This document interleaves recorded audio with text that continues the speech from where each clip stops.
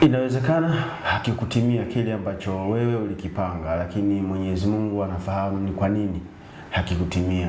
Tuko kwenye mwaka mwingine ambao unaweza ukaanza upya yale malengo ambayo ulikuwa umejiwekea kwa mwaka uliopita. Ni 2026, siku ya kwanza kabisa ya mwezi Januari.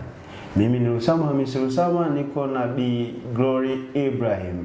Tutakapokupitisha kwenye morning recap juu ya zile stori kubwa zilizotokea hapo jana na zile ambazo zinataraji kutokea siku hii ya leo. Moja kati ya vitu ambavyo tunaenda kuvitazama siku ya leo ni kuhusiana na Rais Samia Suluhu Hassan aliyehutubia taifa hapo jana, lakini pia miili ya wagonjwa kutolewa bure ni kwa wale ambao wagonjwa watakaokuwa wamekufa wakipata matibabu. Askofu Gwajima ashiriki misa ya kwanza toka kanisa lilivyofunguliwa. Stori nyingine inayosema bima ya afya kwa wote kutolewa mwaka 2026. Mbunge wa jimbo la Kigoma mjini kushiriki sikukuu ya mwaka mpya na Watanzania wenzake. Kwenye stori za kimataifa tutakuwa na taarifa inayohusiana na majambazi waliovamia benki huko nchini Ujerumani, lakini pia EU yaonya juu ya kufungiwa kwa makundi ambayo yamekuwa yakitoa msaada huko nchini Gaza. Stori nyingine ni kwamba Zoran Mamdani kuapishwa hii leo. Hizo ni stori ambazo tutakazokuwa nazo kwenye morning recap ya siku ya leo. Bi Glory. Abe. Habari ya asubuhi. Salama kabisa. Bila shaka tuko kwenye mwaka mwingine. Sana. Malengo haya kutimia inawezekana, ila huu ni mwaka mwingine ambao tunapaswa kupanga upya na kuhakikisha kile ambacho tulishindwa kukitimiza kwa mwaka uliopita tunajitahidi kitimie mwaka huu. Na kuna watu baadhi ambao kidogo tunatofautiana kufikiri. Wengine wao wanasema hatuwezi kufikiri sawa sawa. Kuna wengine wanasema kwamba hakuna utofauti wa mwaka uliopita na sasa, kwa sababu ninachokiangalia tu ni mabadiliko ya tarehe, lakini mambo ni yale yale. Ni katika utofauti wa kufikiria. Huyo anayesema hivyo ili ajue kwa miaka huwa inabadilika. Amwangalie baba yake na mama yake. Wako vile vile. Tangia alipokuwa mdogo hakuna kitu kinabadilika, maana yake yeye asingekuwepo. Sana. Ila kwa sababu miaka inabadilika ndio maana ilifikia tu akazaliwa, imefikia tu ana uwezo wa kufikiri na kutoa baadhi ya logic ambazo zinapimika. Kwa hiyo tukubali tu kwamba mwaka huo unabadilika kutoka mwaka mmoja kwenda mwaka mwingine. Jana Jumatano ilikuwa 2025. Leo Alhamisi mwaka 2026, na ndio maana kuna siku Jumamosi mpaka Ijumaa. Sasa hatuwezi kuendelea kuishi kwa watu wale wale, tunapaswa kuwa tunabadilika kama vile siku ambavyo zinapobadilika. Tuendelee na story ambazo tulizoandalia watazamaji wetu hii leo. Tukiangazia hotuba ya Mheshimiwa Rais ambapo hapo jana alipata fursa ya kulihutubia taifa. Tupitishe kwanza kwenye kile ambacho kilichozungumzwa. Leo tutakuwa na mambo mengi kuhusiana na Mheshimiwa Rais kwa sababu alipata wigo mpana wa kulihutubia taifa na wengi tulimfuatilia kuweza kujua mwaka 2026 kitu gani tukitegemee kutoka kwenye serikali yetu ya Jamhuri ya Muungano wa Tanzania.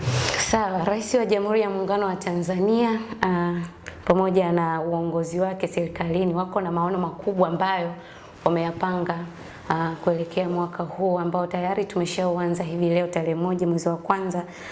Wapo na maono na malengo makubwa katika kulijenga taifa.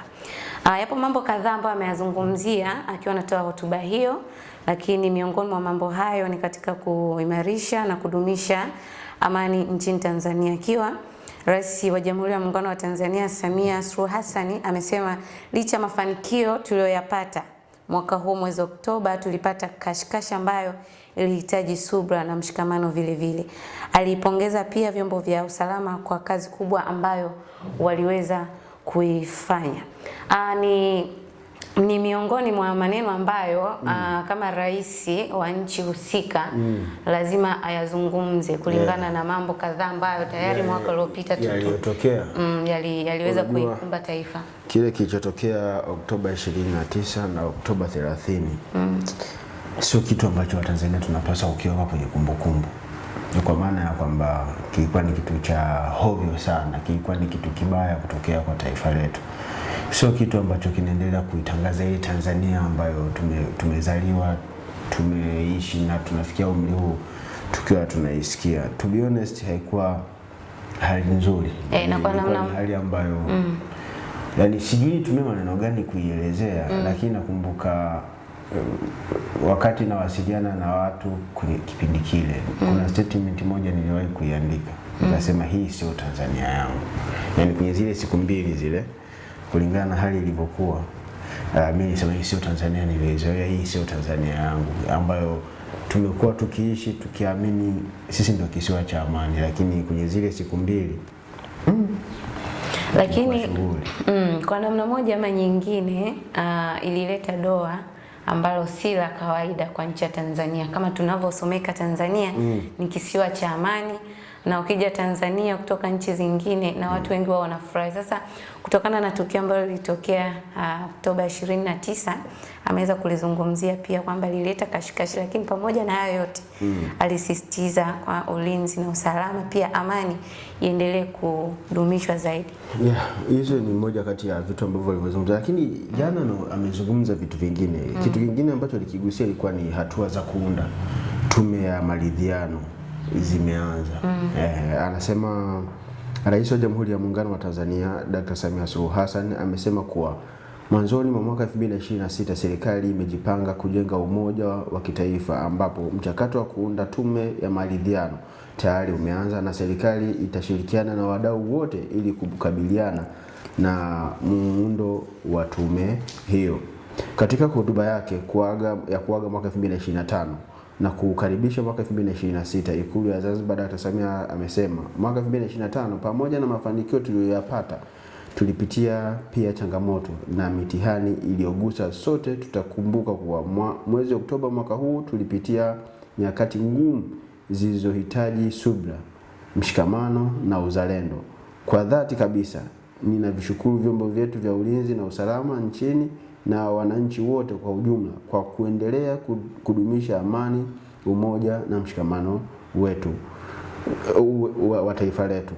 Pia akamaliza kusema tunaweza kuuthibitishia ulimwengu kwamba Tanzania ni taifa imara, himilivu na lenye jitihada za kushughulikia changamoto zake.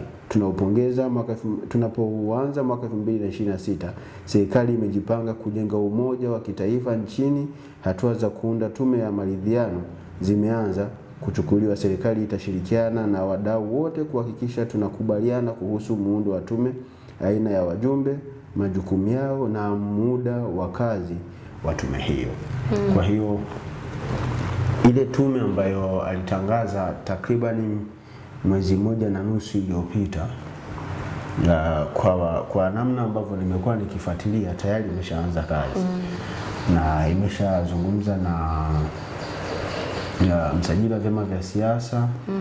Baada ya hapo kuzungumza na msajili wa vyama vya siasa, nadhani kama wameshazungumza pia na mkuu wa majeshi, kama sijakosea, kumbukumbu yangu kama haijatikisika, wameshazungumza pia na mkuu wa majeshi. Ni kwenye kutafuta nini hasa kilikuwa chanzo cha yale yaliyotokea mwaka 2025 siku ya tarehe 29 na tarehe 30, ili kupata mwarobaini wa kudumu kwamba pale tuliteleza, ni kitu gani kilichopelekea sisi kuteleza, ni namna gani tunaweza tukatoka pale kama taifa tukiwa wamoja, tukaendelea kuheshimiana na kuendelea kuijenga misingi imara ya umoja wa taifa letu, amani na upendo, ambavyo to be honest kwa kipindi hiki vimetikisika.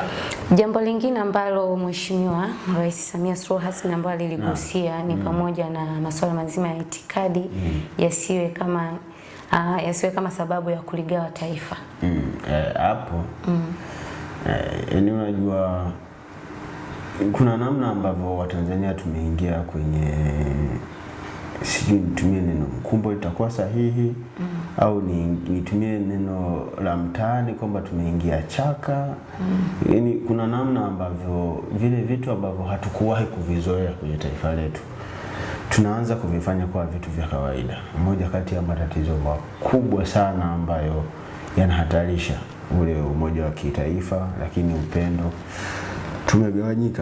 Tumegawanyika kwenye mazingira ambayo sijui nitumie neno gani kuelezea, lakini kwa Tanzania ambayo tulikuwa tumeizoea, inafikia hatua mtu anajinasibu kwa Uislamu wake, anajinasibu kwa Ukristo wake, ni shida. Yani sio kitu ambacho tunapaswa kuendelea kukiishi. Yani ni sehemu ambayo tunapaswa kuvuka kwa haraka sana. Yani tupite mithili ya mtu ambaye anavuka kwenye mwanga wa taa, kwa yani kiburi, tuendelee na maisha yetu yale ambayo tuliyoyazoea. Hayo ni miongoni mwa masuala kadhaa ambayo Mheshimiwa Daktari Suluhu Hassan ambaye aliyazungumza katika hotuba yake hapo jana. Lakini turuke kwenye taarifa nyingine ambapo ni miili ya wagonjwa waliofariki kutolewa bure, na hii serikali imesisitiza kuwa miili ya wagonjwa wanaofariki dunia wakiwa wanapatiwa matibabu hospitalini itatolewa bila kutozwa pesa yoyote kwa haraka, ili kuwezesha ndugu jamaa na marafiki kufanya taratibu za mazishi bila usumbufu. Mr. Rusamwa, hii imekaaje kwa Watanzania? Kiukweli ni moja kati ya vitu ambavyo serikali inapaswa kupongezwa. Unajua, unauguza mgonjwa, unatumia gharama kubwa sana kumtibia, lakini wakati unafanya yale kwa maana ya kutumia gharama kubwa kumtibia, haujui kitu gani ambacho Mwenyezi Mungu amepanga. Inatokea muda wake wa kuishi umetamatika, Mwenyezi Mungu anamuita kiumbe wake, halafu daktari anakuja kukwambia hauchukui mwili wa ndugu yako mpaka ulipie pesa. Kiukweli ni kitu fulani ambacho unaweza kuhisi hakina utu. Yani hiyo ndio lugha nyepesi kwamba yani ameshindwa kuthamini kile chote nilichokifanya wakati napigania maisha ya ndugu yangu. Ameondoka, bado anahitaji mimi nitoe pesa ya kuchukua mwili wa ndugu yangu. Kwa hiyo hilo ni jambo zuri ambalo serikali sio niseme ilichelewa, lakini kwa sababu kila kitu huwa kina wakati wake, ni jambo sahihi ambalo limekuja kwa wakati mwafaka, linalojali utu wa Watanzania. Kwa hiyo kongole kwa serikali kwa kuamua hili jambo ndio kwa hivi ambavyo wameona linafaa kuwa. Lakini kwa namna moja ama nyingine serikali pia imetazama uchumi wa Tanzania. Ukiangalia hali ya uchumi wa Tanzania tuko tofauti kabisa. Wamewalenga pia wale ambao wako katika hali ya chini, wanapokuwa wanauguza mgonjwa hospitalini, anapofikia hatua ya kufariki mtu, kuna namna inaweza ikawasaidia kwa namna moja ama nyingine. Kwa sababu msiba huo unatokea bila taarifa. Yaani tofauti na sherehe. Sherehe tunaweza tukachangishana. Toa kiasi fulani, watu wana pledge, ndio kupledge. Ndio. Watu wana pledge, watu wanafanya yani vitu vingi alimadili sherehe iweze kufana. Lakini tunapokuja kwenye swala la msiba, yani unaweza ukatoka unaenda sokoni kufanya shopping. Unarudi nyumbani yule ulienda kufanya shopping ka. Yani halina taarifa kwa namna yoyote ile. Kwa hiyo linapokuwa limetokea jambo kama hili, serikali inapoona umuhimu wa kuweka marekebisho yenye kujali utu wa Watanzania, ni jambo la kupongeza. Sawa. Story nyingine ambao wana Kigoma na Watanzania wengi ambao wameisubiria ni hii ya mbunge wa jimbo la Kigoma mjini, Mheshimiwa Clayton Levocatus Chipando kula sikukuu na wananchi wa Kigoma hapa mjini. Mr. Rusamwa. Baba Levo ambaye ni mbunge kwa sasa hapa Kigoma mjini, leo atafanya tafrija kama sio sherehe. Tafrija ni neno sahihi kweli? Kwa maana ya kwamba tafrija inaweza kuwa kama kadogo hivi. Ndio maana nikasema tafrija kama sio sherehe. Ni sherehe. Maana kwa kuzingatia tukio lilivyoratibiwa, mahali linapoenda kufanyikia, watu walioalikwa, ni sherehe. Lakini ukisema ile sherehe bado hatujatembea kwenye Kiswahili fasaha. Tuseme tu sherehe. Watanzania watakuwa wamenielewa. Si ni sherehe kubwa, ni sherehe kubwa sana. Au sio? Sherehe hiyo ambao ni naenda kuadhimisha tarehe 1 ambao ni mwaka mpya. Watanzania ambao wanapatikana mkoa wa Kigoma, hata wale ambao wako nje ya mkoa wa Kigoma wanakaribishwa sana. Katika sherehe hiyo mpishi mkubwa atakuwa Shishi Food. Atashiriki katika kuandaa pilau, nyama, nini. Tukisema mpishi ni Shishi Food tumepatia. Sawa tu, kwa sababu si ndo nanili yani tuseme jina la kampuni ya Shilole ndio inaratibu hili tukio kwenye eneo la mapishi. Hatuangalii Shilole, tunaangalia brand Shishi Food. Ndio wanaratibu hili tukio. Ng'ombe ngapi?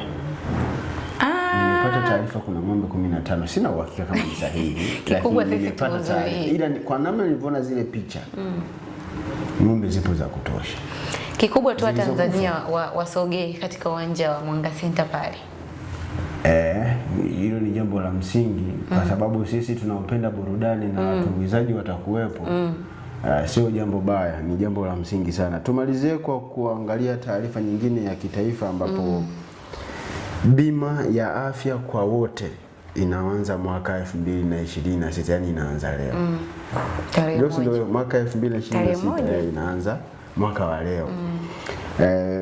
Taarifa inasema Mfuko wa Taifa wa Bima ya Afya NHIF umesema umejipanga kuanza utekelezaji wa mpango wa bima ya afya kwa wote unaotarajiwa kuanza Januari mwaka 2026, huku mkurugenzi mkuu NHIF Eileen Isaka akitoa ufafanuzi wa kina kwamba kila mtu anayestahili kupata ile bima ya afya kwa wote ataipata.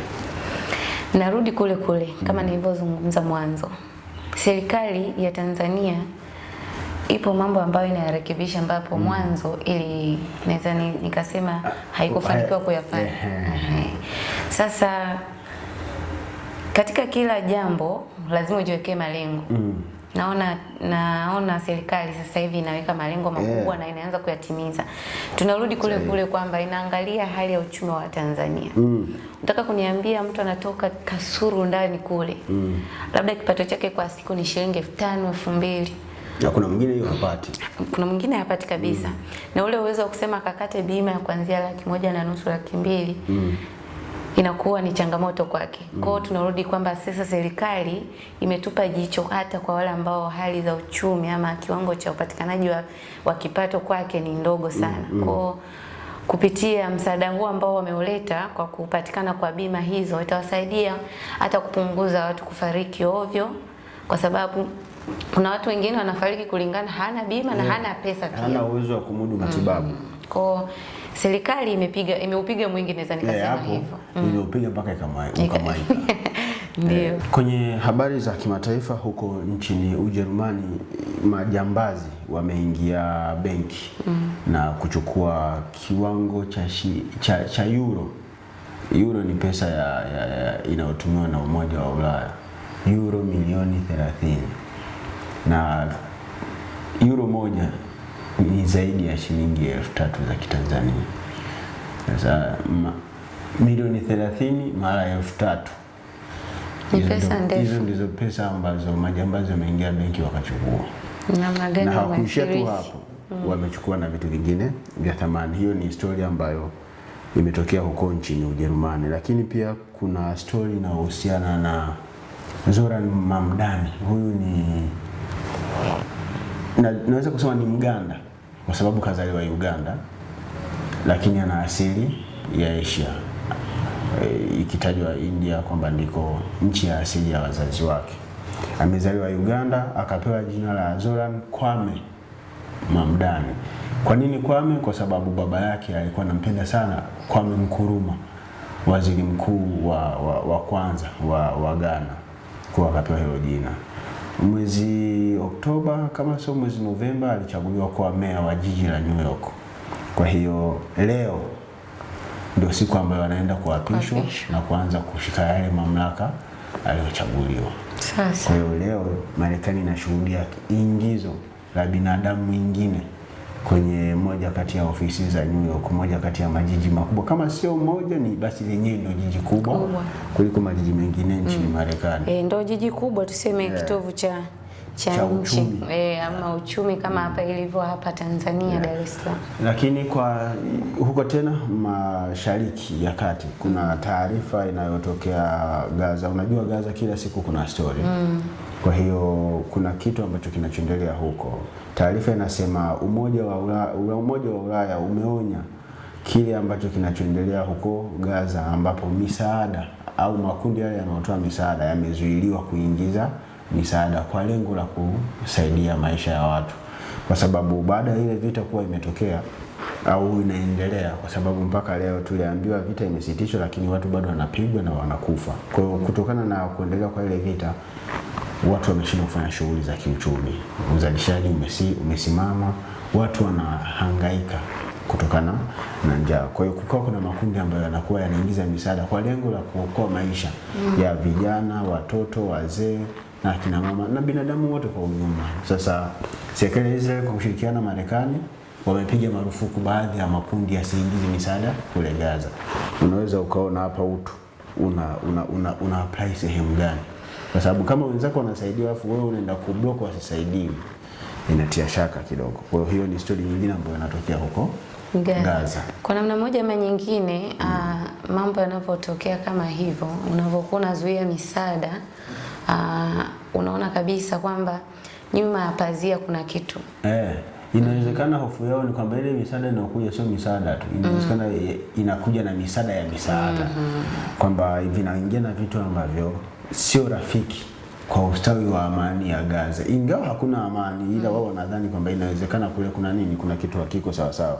Hiyo ni historia ambayo ilikuwa inahusiana na habari za kimataifa ambayo inatokea huko Gaza. Sasa tupitishe kwanza kwenye michezo kabla hatujawaaga wa Tanzania na kwenda kusherehekea sikukuu ya mwaka mpya.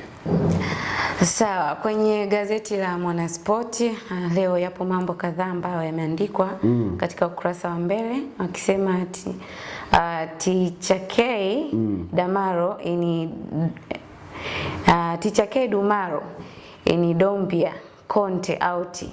Vipers ya zua dili la Okelo. Hayo ni miongoni mwa mambo ambayo yameandikwa ama story iliyoandikwa na gazeti la Mwanaspoti. Maarufu Shakei na Damaro Kamara wanaingia Yanga. AI Dumbia na Musa Bala Conte wanatoka Yanga. Hao wanahusishwa kujiunga na Black Stars kwa maana ya Singida. Kwa hiyo tusubiri tuone wataenda huko au tunapigwa sound tu kuna sehemu nyingine wanayoelekea. Lakini story nyingine ni Simba ikisepa dahili hapa jeshi la Baka. Ikiwa bado mtu mbili tu. Sasa hao mtu mbili ndio hatujajua ni akina nani. Inasepa dawa kwa maana leo wanaingia visiwa vya Zanzibar kwenda kushiriki kombe la mapinduzi chini ya Steve Baka. Lakini story nyingine ni uhondo wa mapinduzi ikiwa Feitoto alivyovunja mweko wa miaka 46. Feitoto alifunga goli ambalo limeifanya Tanzania hii leo kwenye mashindano ya AFCON, tuko hatua ya 16 bora. Kwa hiyo ni moja kati ya vitu ambavyo Watanzania bado tunaendelea kutambana navyo. Na miongoni mwa kati ya wachezaji wote, Feitoto ameonekana kuzungumza sana. Na wewe si ndio mchezaji unayempenda? Shukrani sana. Tulikuwa kwenye morning recap ya kwanza kabisa ya mwaka 2026. Siku ya kwanza kabisa ya mwaka. Tunamshukuru Mwenyezi Mungu kwa kuanza mwaka mpya, malengo yako juu sana. Ni matumaini yetu kama Anwar TV tutakuletea kile ambacho umekuwa ukikitarajia ukipata kutoka kwetu. Hii ni morning recap ya kwanza kabisa ya mwaka 2026. Mimi ni Usama Hamisi Usama, nilikuwa na Glory Ibrahim.